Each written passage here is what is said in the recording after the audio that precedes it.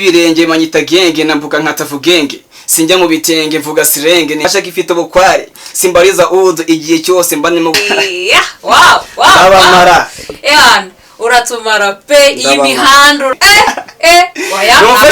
ariko numufasha ntabwo nyine twabana mu nzu tu numufasha ndasuza girlfriend wanjye bitwa Kirabo Isimbi Kevine from Kalonji ayos turamusuhuje cyane ayos cyaze amenye ko ewan wow abandi bose ubu ngubu bakora yahuzu sana ndagukunda sana nibyo bimafaya because you are my fanta sana ndagukunda sana nibyo bimafaya because you are my fanta. Mbahaye ikaze abakurikiranye Lioness All Talent. Turongeye turagarutse kuri uyu munsi abari mu majyepfo, amajyaruguru, iburasirazuba, iburengerazuba, mbanje kubasuhuza ndetse no mu mujyi wa Kigali. Tutibagiwe n'intara ya gatanu ariyo diaspora.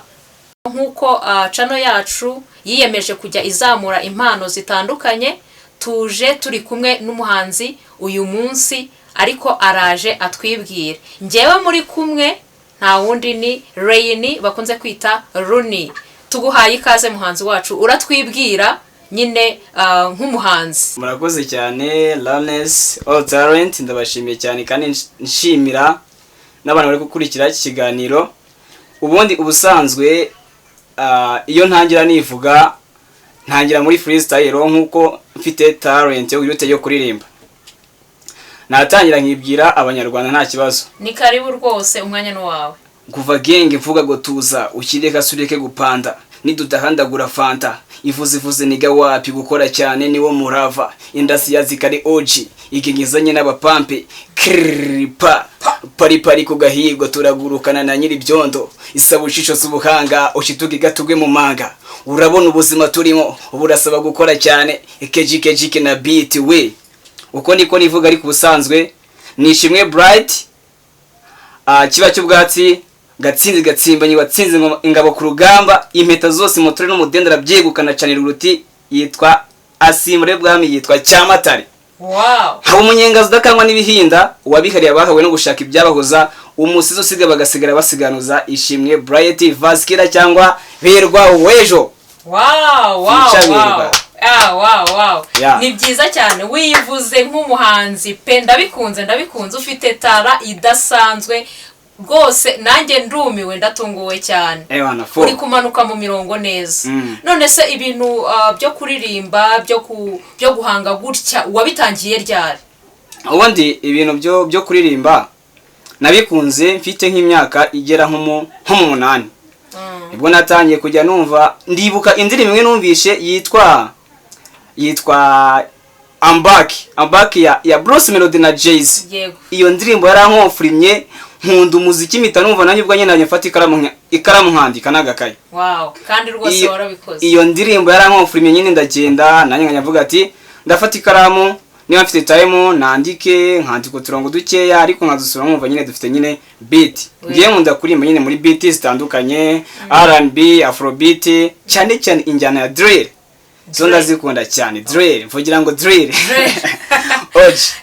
Ni byiza cyane biranashimishije. Ndumva warabitangiye urukiri mutoya. Imyaka 8. 4. Niba atari ibanga subwo ubimazemo igihe kingana gute? Niba atari ibanga nawe ubu mfite imyaka 20. Ngaho teranyaho kuraho imyaka 8. Imyaka 12. 12. None se kumaze iyi myaka 12 hari indirimbo waba warajyanye muri studio ngo uyikorere amajwi cyangwa se n'amashusho byaba byaragushobokeye cyangwa? Rero ibintu ni danje. Urareba nyine ikintu cy'amafaranga abari ibisazi nyine nawe urabizi nta kazimba mfite wenda kuyo navuga ati ndajya job nimva yo bame salary njye muri studio.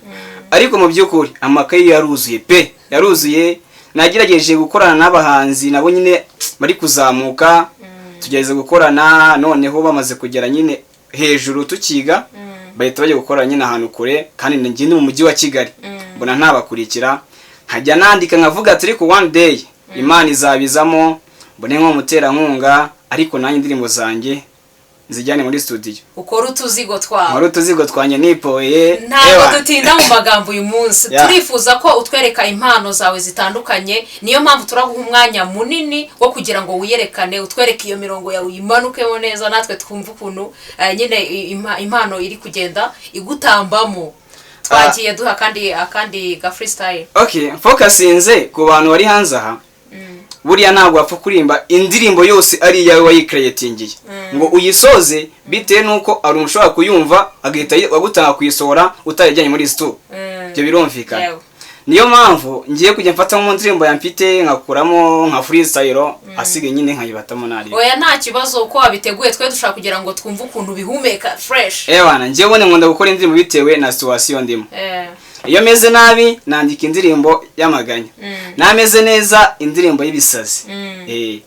Ngiye guhera ku ndirimbo nanditse niga mu mwaka wa 5 segonderi.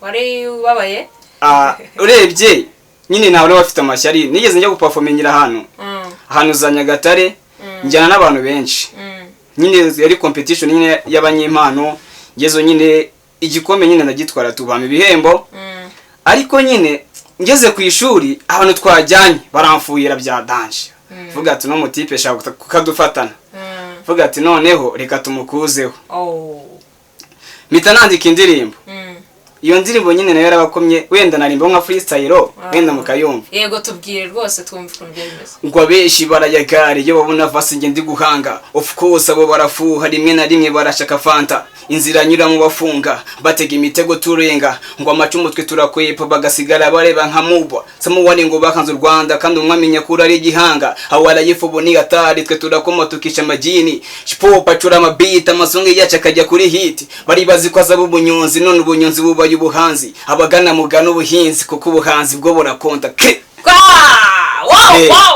wow iyi ndirimbo urumva nyine nibwira nyine abanyamashyari tu irababwira nyine irabarabura urumva naragiye nyine nigira stage ndi kubitira ndakubita ewana mbona aje kugirisha ariko ntago byabura bijya bibaho cyane ko ntago abantu babifuza ko utera imbere iyo babona uri kuri kubasiga akenshi bagenda bakumanura kugira ngo udakomeza kugenda kandi umuntu kugirira ishyari impamvu utagomba gucika intege umuntu kugirira ishyari aba ari munsi yawe nta muntu wakugirira ishyari ari hejuru yawe iyo abona rero uririmba umanuka imirongo neza akabona uramurusha niyo mpamvu akugirira ishyari. Ese ubu nakubaza wenda ufite nk'izihe nzozi muri wowe ugendeye mu buhanzi ujye ukora ko wandika indirimbo ubuzima ugenda unyuramo uba wumva ufite nk'iyihe ntego mu by'ukuri ushaka kugeraho kandi wumva ko ugomba kugeraho uko byagenda kose? Njyewe bite n'ukuntu nkunda ibi bintu uburyo mbikundamo nuko mbikoramo n'impano nifitiye mba numva ewana intego yanjye ninaba umuhanzi wa nyawe yangenda nanjye nuzuze stade ntabwo nzatuza habe namba ntabwo nava natuza gute taranda ifite mu kandi areba n'igihe mbimazemo nubwo ntawo ndagera ariko ndabizi neza ko hari umunyarwanda avuze ngo n'umunyamasengesho ngo warasenze uburiki imana nibizamo fresh uzasanga nanjye ebana kazafatwa nanjye ubundi imana iragabura zayuzuza gaca no kazagabura one day. Yes kazagabura kandi iyo umuntu afite impano ntacike intege ko byagenda kose agera hakagafata keretse iyo witwaye nabi nyine kuri ya mpano yawe ntuyibyaza umusaruro nkuko bigomba. Ngira ngo abadukurikiranye nabo baraza kuduha muri comment batubwire uko babonye uyu muhanzi wacu babonye uyu impano wacu baraza kutubwira kandi nawe uzabimenya uzabona icyo bakubwiye ndetse hashobora no kuza uwifuza gukorana nawe cyangwa se kugufasha muri izo mpano zawe muri iyo mpano yawe akaba yayizamura. Tudakomeje gutinda mu magambo rero ugiye kongera udukubitireho ariko nawe banza mwankunze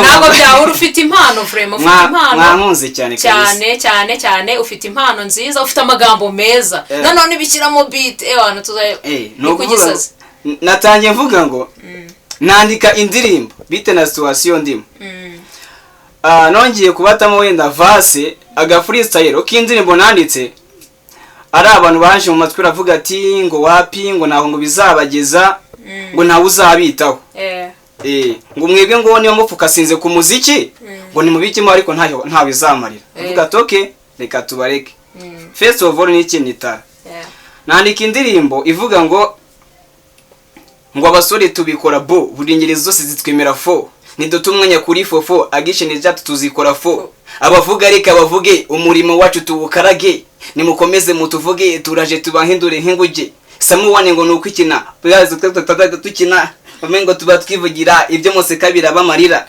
yigurupiri gusatura icumuri twikatura abanura nimudatanga inzira turaharura kandi mwirinjiza mugomba barira we kugikweto dukwikira sawa eke no gupfumurwa nagahwa please wite mudapfibika mubanze mutuze njituraga ka wow ufite imirongo my god subundi wabagahe kwera nyine mba nibere nyine ni Kigali tu ni Kigali uri gushakisha bandi gushakisha nyine gusa nyine management nazo zarabuze management zarabuze nkuko wabivuze ariko iyo igihe kigeze birashoboka ko umuntu ashobora kuzaga kunda impano yawe kuko nanjye numva impano yawe nayikunze cyane ndatekereza ko hari benshi bari bubikunde bari bukunde iki kiganiro tugiranye bari bukunde ukuntu uri kumanuka imirongo winjira muri beat wowe no kujya muri studio nk'ababimenyereye buri abashobora kubona biboroheye cyane kuko urumva ubimazemo igihe umaze kubimenyera bitewe nuko ugenda wumva n'abandi uko bakora noneho wowe ufite amagambo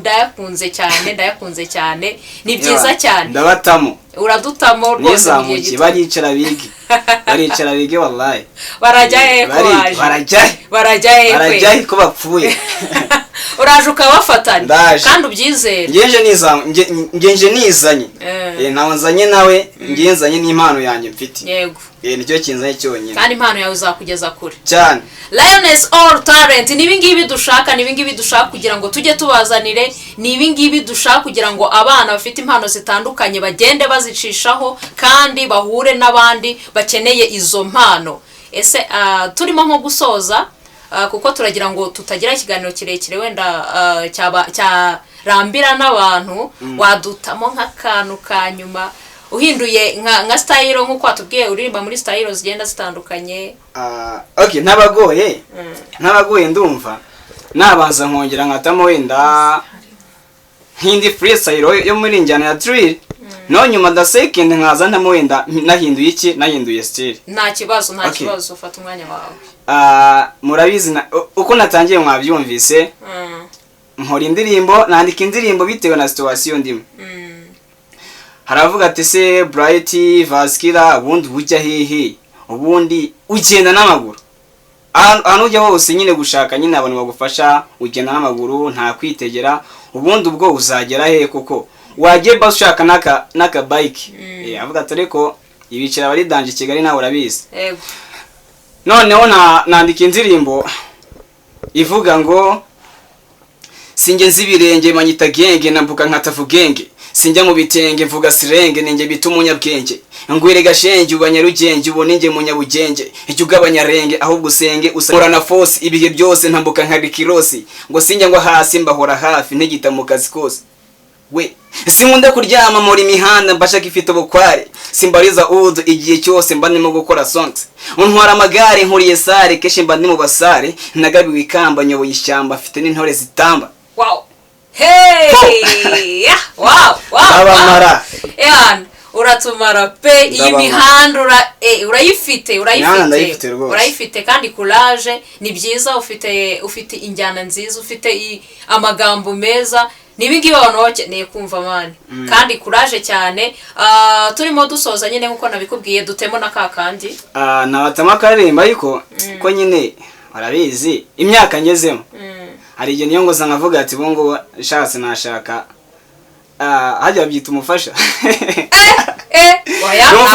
ariko numufasha ntago nyine twabana mu nzu tu numufasha nyine kuba ngo ni girlfriend nyine ukumara stress nyine ukavuga ati niba mvuye uramufite abango ndamufite ewan musuhuze ndasuza girlfriend wanjye bitwa Kirabo Isimbi Kevin from Kalonji ayos ewan turamusuhuje cyane ayos cyaze amenye ko ewan wow abandi bose ubu ngubu bakorera yahuzu nibicare bike ako ni byiza ngaho muririmbere nkako karirimbo okay kamurimbira karimbo disi kamugireho kandi iyi video uzayisharinge nuri wiyumve yose wese ayisharinge izagire kuri girlfriend wanjye wow rero namwandikiye akaririmbo kitwa sana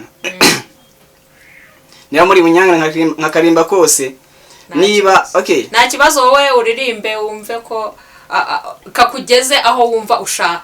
Gatangira kuri refrain avuga ngo sana sana ndagukunda sana nibyo bimafaya because you are my fanta. Sana sana ndagukunda sana nibyo bimafaya because you are my fanta. Baby look on my eyes because of my life. Baby ndagushaka mapoto umuriro rikwaka sobe quiet imbogege zose katira iwanje ho hari ibisima nimpaka turenze imipaka. Oyati ndagukunda sana ibyo bimafaya because you are my fanta. Bana bana nisawa kukubona kare nifuba nkurindi bisare gukora wowe sabizire walaika niyo hazamo kirasira sinalongo siga kunzira neside y'ubuzima. Sana sana ndagukunda sana nibyo bimafaya because you are my fanta. Sana sana ndagukunda sana nibyo bimafaya because you are my fanta. Ubona nagize ikiniga umutima uranga ndapowa ndatuza naryama kugoheka bikanga walaika nukurenge waje gushaka wambereye fura ni wana tuzajya kurya shoko fanta abira tubwiza mabebe urarusha uramurika niryo zuba rihiga your body shine nka siva ubwiza bwawe nimukomoka ku mafuta reality of it is nature. Sana sana ndagukunda sana nibyo bimafaya because you are my fanta. Sana sana ndagukunda sana nibyo bimafaya because you are my fanta. Nanjye narimbuye muri ntagiye kuririmba kandi ntabizi. Yego. Wow, byari byiza cyane. Ndishimye kuba nkwakiriye kandi ndagushimiye cyane kuba waduhaye umwanya ukaza kuri Lioness All Talent kugira ngo nawe utwereke impano yawe. Ndatekereza ko kanizeye ko nabandi bari burebereho abana bafite impano zitandukanye nibakomeze kwitinya ntibacike intege. Urumva igihe cyose umaze mu muziki nubwo utarajya muri studio ariko biracyakurimo uracyabifite uracyari kwihiriringa ariko uziko igihe kimwe bizagera ahantu kure. Imana izabizamo wana. Kuraje cyane rero Imana izabizamo urizera. Thank you Ewana. Ngiye nagushimiye cyane kuko ndabizi neza uretse kugenda guperforminga hano ukabona abantu baje baguhokera ngo uzikurimba ariko nta numwe uramfata avuga ati nkwicaje kuri TV nkwa interview uvuga wenda talent yawe buryo wayitangiye na urabigerageza. Too much appreciation ndagushimiye cyane kandi Ewan Imana ibisemo n'icano yawe ibashe nyine kuba developed. Ndabizi neza ko ibintu bizagira neza. Shimira abari bakurikiye iki kiganiro mugerageze mu gisharinge impano zacu zibaje gutambagira ku isi hose kandi ndabakunda cyane naho ubutaha. Urakoze cyane. Yari Bright Vaskira yaje kuduha ku mpano ye. Ndizera ko namwe mwaryohewe n'iki kiganiro twagiranye kandi ndizera ko abantu bose bafite impano tugiye kubafasha kugira ngo impano zabo zizamuke ziboosting. Naho ubutaha rero turabakunda cyane. Ciao ciao.